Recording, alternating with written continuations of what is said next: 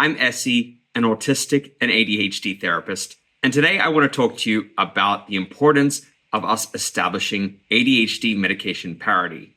What I mean by this is that other medications for mental health conditions are easily accessed compared to ADHD medications, where you have to jump through quite a few hoops in order to access them, particularly if they're stimulant medications. I want to make it clear here that I'm a social worker and not a prescribing practitioner, so it's not my place to be telling prescribing practitioners how to do their job. That said, as a social worker, one of the hats I wear is as an advocate. So I see it's perfectly within my responsibility to advocate in favor of changes that will serve my clients. And also, as somebody who is autistic and ADHD, I understand intimately the problems involved with accessing ADHD medications, so I'm also self-advocating here. A couple of years ago, I got my ADHD diagnosis. I was part of a pretty good insurance plan, and I was able to work with a psychiatrist to access medications. Initially, I had a pretty positive result, but that result wasn't really lasting. And up to that point, I'd had pretty good executive functioning skills, and I'd learned to compensate for my executive dysfunction. So it was a nice add-on. I really didn't need the stimulant medications. I was experiencing executive dysfunction, but not to the extent that it was preventing me from achieving daily activities or fulfilling my functions in my job. Still, it was nice to be able to access this medication and see if it had any benefits. And there were some benefits, for sure. I found that the specific medication I was taking wasn't as effective over time, so I asked to try some other medications. Throughout this process, actually accessing the formulation, the extended release of this medication that was prescribed to me was next to impossible because of ongoing shortages.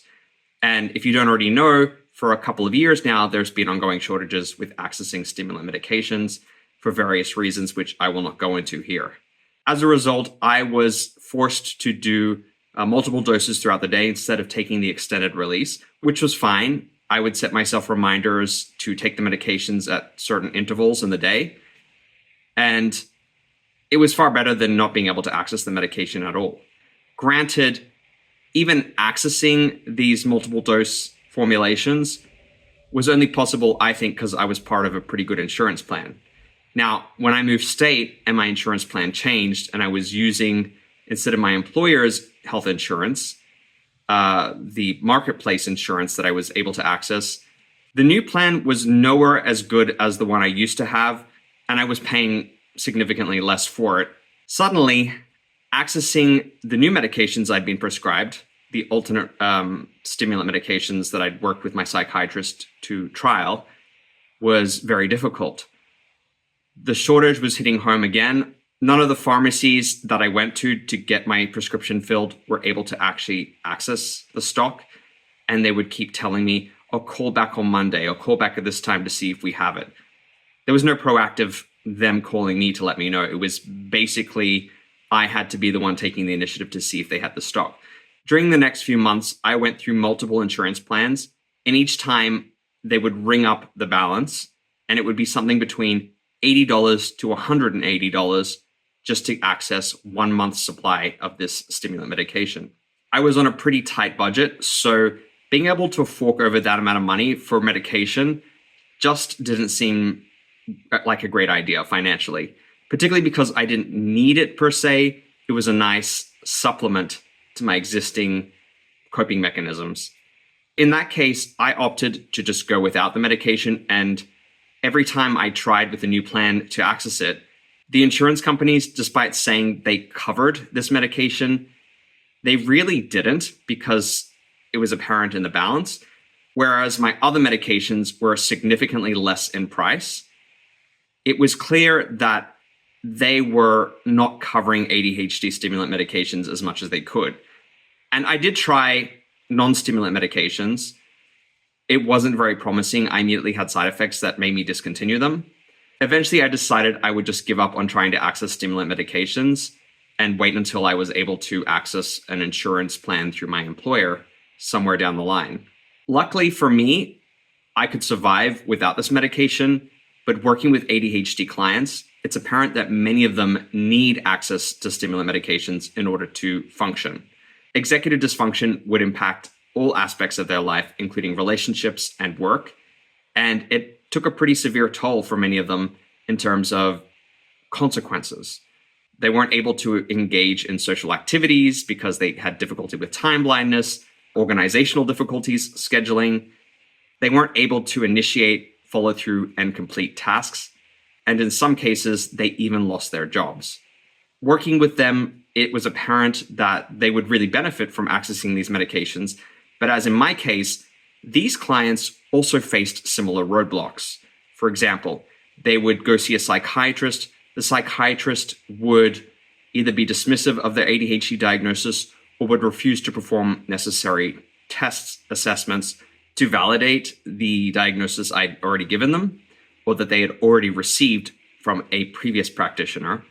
And they would require them to pay for expensive tests, many of which weren't covered by their insurance plans, with the goal of validating the fact that they were neurodivergent, despite them knowing already that they were neurodivergent. Their lived experience spoke to that, the fact that they were struggling with so many things, but they had to prove it to the prescribing practitioner before they would actually receive the support they needed. Many clients have expressed to me feeling discouraged by this fact. One client said to me, if I went in, complained of depression, within the first session, I would get a prescription for depression. Whereas with ADHD, I'm being forced to jump through all these hoops to prove my diagnosis before I access anything. Some clients have expressed to me feeling like they were stigmatized for wanting to access stimulant medications, feeling like they might be accused of substance abuse. Some of them felt ashamed and anxious that they might be rejected in their bid to access stimulant medications, that they might be gaslit or dismissed or the concerns minimized, and in many cases that did happen. Other clients reported that the prescribing provider would only give them access to non-stimulant medications, and they would report to me later that these medications were not at all effective for them. Everybody's brain is different, and it's always important to explore all your options at hand. I want to stress that it's not necessarily a bad thing, but I think it's important to take into consideration clients' wishes. As a social worker, you always put the client first. You meet the client where they're at. And that's my philosophy is if the client is expressing they would like to explore this, unless there is an immediate concern in terms of them having a substance use history, or it's contraindicated because they might have a heart condition, for example, which I know can sometimes exclude people from accessing stimulant medications because they don't interact as well. It doesn't seem fair that a prescribing provider would outright refuse to give them access to those medications. To me, this is a question of equity. We want everybody, regardless of their mental health diagnosis, to be able to access the support that they need and that is scientifically verified and validated to be effective. Just as you wouldn't take away a wheelchair ramp from a wheelchair user, it seems feasible to me that you would not want to take away medication from an ADHDer who needs the medication to be able to function in society. I believe this is a reflection of structural ableism, which is where one form of human mind and body, the neurotypical or the normal human being, is considered the ideal template for what it means to be human. And anybody else who doesn't fit that template is excluded, marginalized, disadvantaged, persecuted, vilified. And we see this throughout society in terms of how neurotypicals are privileged regarding their preferences in communication, behavior, social environments, access to medication. This is just one example that I've been discussing of that structural ableism and how it impacts people who are neurodivergent. And if we look at the medical or pharmaceutical industry as a whole, the lack of ability to access ADHD stimulant medications reflects certain practices and policies that are inherently exclusionary in nature or deprioritize people who are neurodivergent. Yes, there are practical implications in terms of shortages of stimulant medications in the supply chain. That's a factor. But we also see that there's a lack of prioritizing in policy to ensure those shortages are compensated for and that everybody can access stimulant medications if that's what's feasible for them and that's what they desire as patients. Other examples of ableism are the fact that insurance companies require prior authorization to access stimulant medications. So I talked earlier about having to jump through hoops. This is one example of a hoop that people who are ADHD or neurodivergent because not only ADHDers access stimulant medications, some autistics can benefit from using them as well and are prescribed stimulant medications. They're required as well to jump through the same hoop. I think another example of this is step therapy, where patients are required to try non-stimulant medications, try a variety of them before they're actually able to trial using stimulant medications. And this sets up this idea that it's a less optimal solution to access stimulant medications when the science advocates for stimulant medications in terms of benefits and outcomes for people who are ADHD. The evidence is all in favor of these stimulant medications supporting the functioning of ADHDers.